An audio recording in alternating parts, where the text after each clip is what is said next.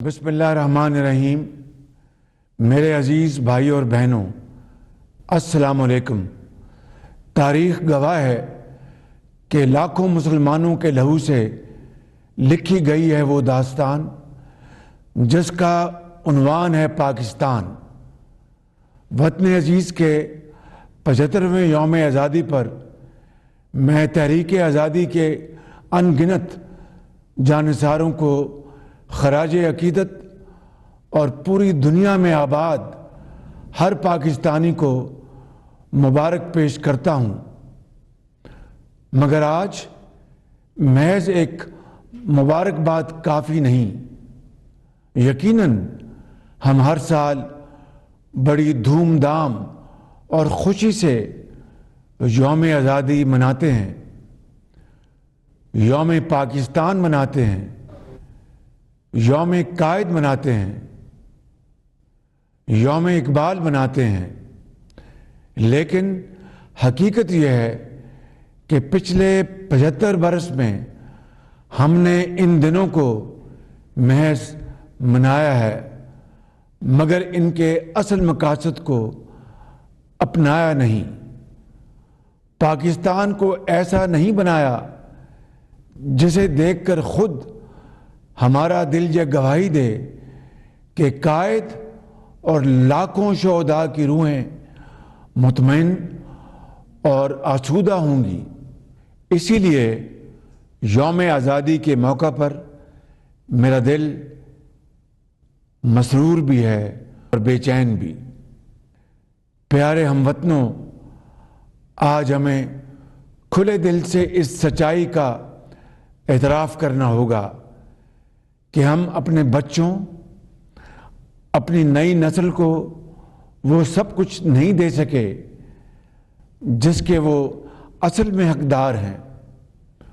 وہ قوم جس پر اللہ تعالیٰ کی ہمیشہ سے بے پایاں رحمت رہی ہے، جسے ہر نعمت سے نوازا گیا ہے، جس کے پاس رہنمائی کے لیے حضرت قائد اعظم کا عمل اور علامہ اقبال کی فکر موجود ہے، پھر وہ کیوں منزل کی تلاش میں بھٹک رہی ہے؟ ہم ان بحرانوں سے کیوں دوچار ہوئے جن میں سب سے بڑھ کر معاشی بحران ہے؟ مگر پہلے اس جذباتی بحران کا ذکر کرنا چاہوں گا جس کا آج ہمیں سامنا ہے۔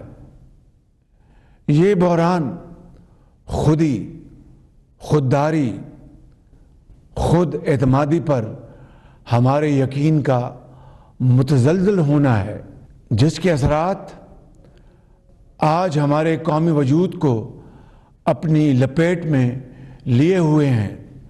حالانکہ ہمارا قومی کردار جذبے، ہمت، محنت اور کر دکھانے سے عبارت ہے، جس کا سب سے بڑا ثبوت خود پاکستان کا قیام ہے۔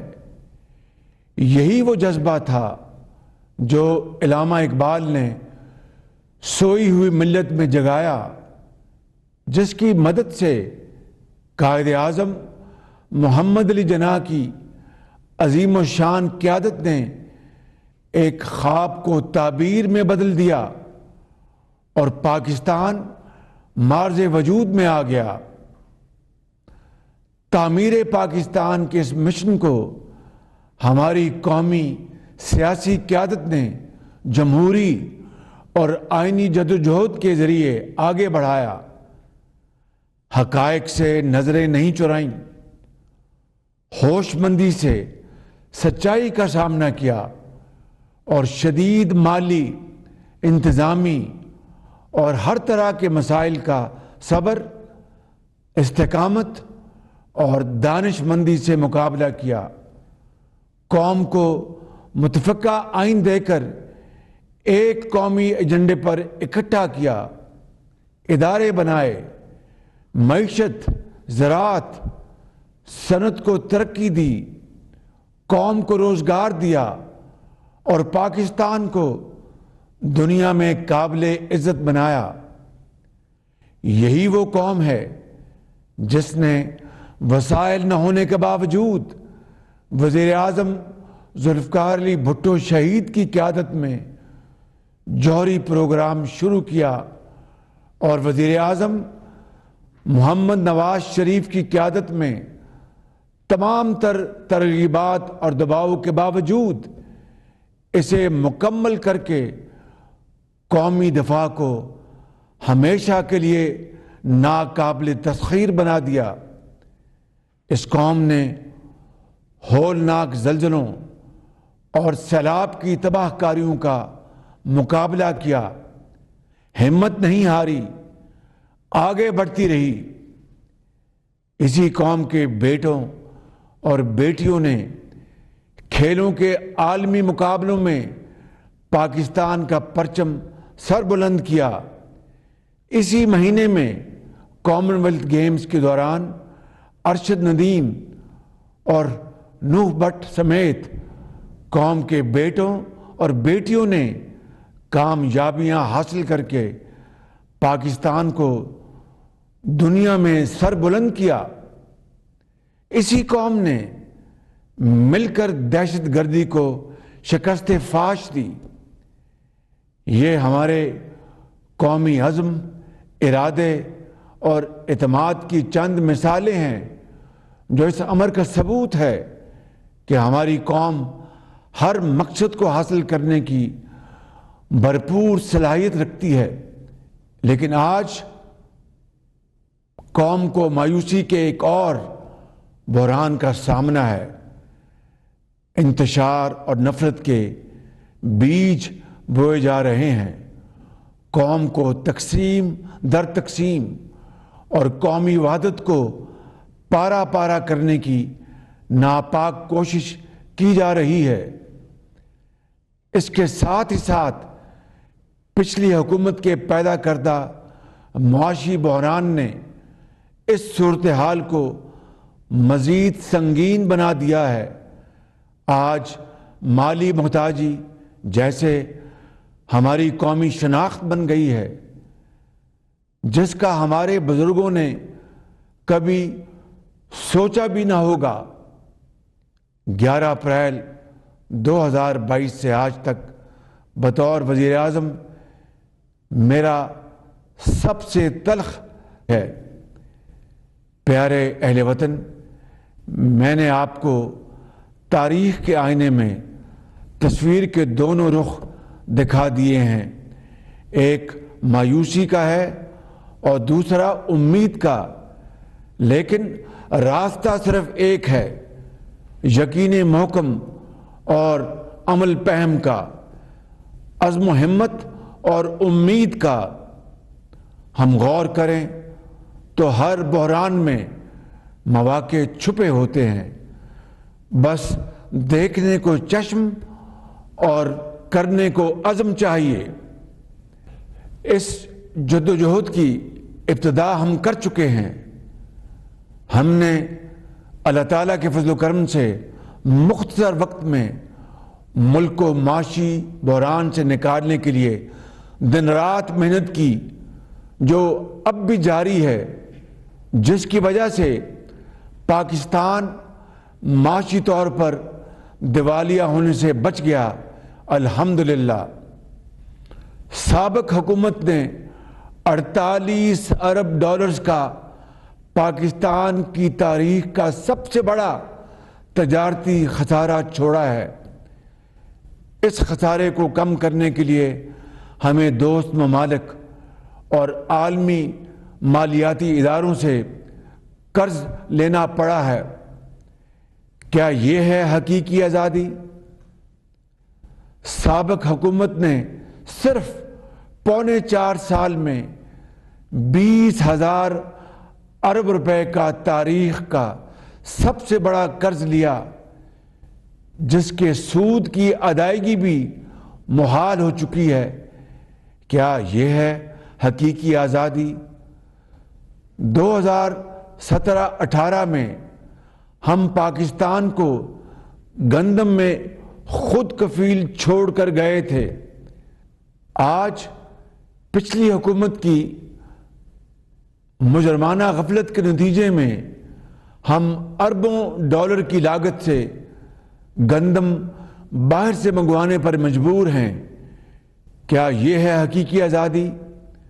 پچھلی حکومت نے کرپشن سنگین اور مجرمانہ غفلت کرتے ہوئے LNG کا کوئی بھی طویل المدتی معاہدہ نہیں کیا، جو اس وقت انتہائی سستے داموں مل رہی تھی۔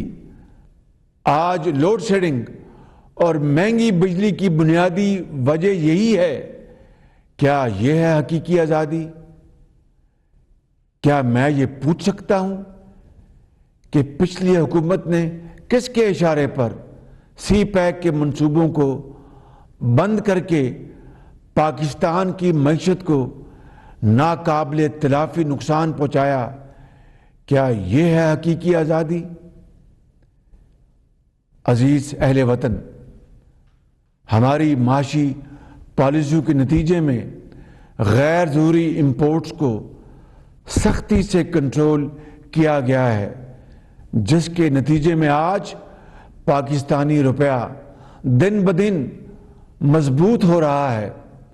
سادگی کو اپناتے ہوئے ہم خوددار قوموں کی طرح اپنے وسائل پر انحصار کریں گے۔ اربوں ڈالر خرچ کر کے ہم باہر سے تیل اور گیس منگوا کر مہنگی بجلی پیدا کرتے ہیں۔ اس کی جگہ ہم نے ہزاروں میگا واٹ سولر انرجی کے منصوبے لگانے کا فیصلہ کیا ہے۔ اس سے ایک طرف اربوں ڈالر کی بچت ہوگی، کیونکہ مہنگا تیل اور گیس نہیں منگوانی پڑے گی، اور دوسری طرف عوام کو سستی بجلی بھی مہیا ہوگی انشاءاللہ۔ ہم نے تہیہ کیا ہے کہ پاکستان کو معاشی خود انحصاری کے راستے پر لے کے جائیں گے، کیونکہ معاشی آزادی کے بغیر آزادی کا تصور ناممکن ہے۔ اسی لیے میں نے اپوزیشن لیڈر کے طور پر مساق معیشت کی پیشکش کی تھی، اور بطور وزیر اعظم آج ایک مرتبہ پھر خلوص دل سے اس کا اعادہ کر رہا ہوں، اس کی پیشکش کر رہا ہوں۔ میرے بھائی اور بہنوں، وقت کا تقاضا ہے کہ اب ہم بحیثیت قوم درست سمت میں اپنے سفر کو جاری رکھیں اور قومی مفاد کو ذاتی انا، ضد اور ہٹ درمی کی بھینٹ نہ چڑھنے دیں۔ ہمیں یاد رکھنا چاہیے کہ حقیقی سیاسی قیادت الیکشن پہ نہیں، آنے والی نسلوں کے مستقبل پہ نظر رکھتی ہے۔ میرے بھائیوں اور بہنوں، ہمارا سامنا بے رحم حقائق سے ہے، جن کا مقابلہ ہم قومی اتفاق رائے، پالیسیوں کے تسلسل، معاشی اور سیاسی استحکام سے ہی کر سکتے ہیں۔ سب سے بڑھ کر ہمیں خودداری اور خود اعتمادی کے اسی جذبے کو زندہ کرنا ہے جس نے پاکستان بنایا تھا، جو تحریک پاکستان کی اصل روح ہے۔ اسی جذبے سے تعمیر پاکستان ہوگی۔ 14 اگست ایک یوم ہے، آئیں اس یوم پر ہم ایک قوم بن جائیں۔ پاکستان پائندہ باد، قائد اعظم زندہ باد۔